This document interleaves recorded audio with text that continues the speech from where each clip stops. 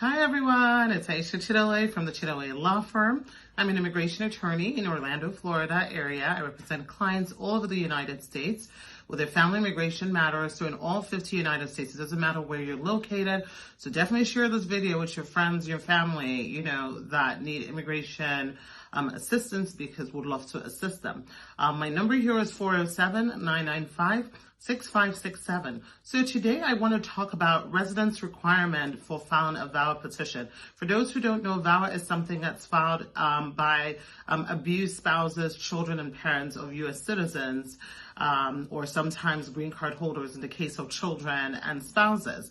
And typically the requirement is that you and your spouse cohabitated or lived together at some point here in the United States.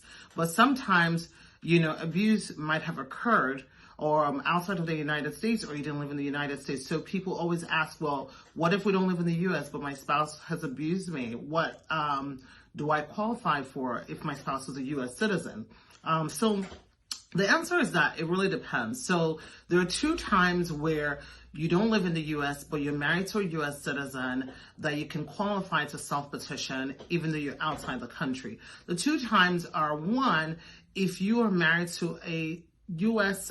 citizen who is in the U.S. military, or a U.S. employee outside of the United States, somebody that works for the U.S. government or U.S. military.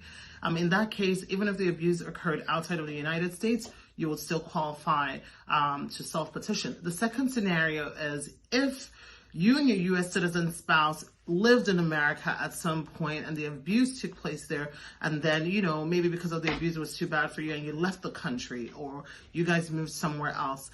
In that case, you still qualify because the abuse occurred in the United States. So basically, the abuse in that case, when it's not a military base or a U.S. government base, has to have occurred in the United States, even if you then left. So again, if you never lived in the United States, the abuse never occurred in the United States, and your spouse has never been in the military or worked for the U.S. government, unfortunately, you won't qualify to self-petition unless, you meet one of those other earlier categories I talked about. So I hope you found this video helpful. I'd love for you to share it with your friends and family who might be going through extreme cruelty or abuse in their marriage, or by their parents, or by their child. My phone number here is 407-995-6567. Hope you have a great day. Bye.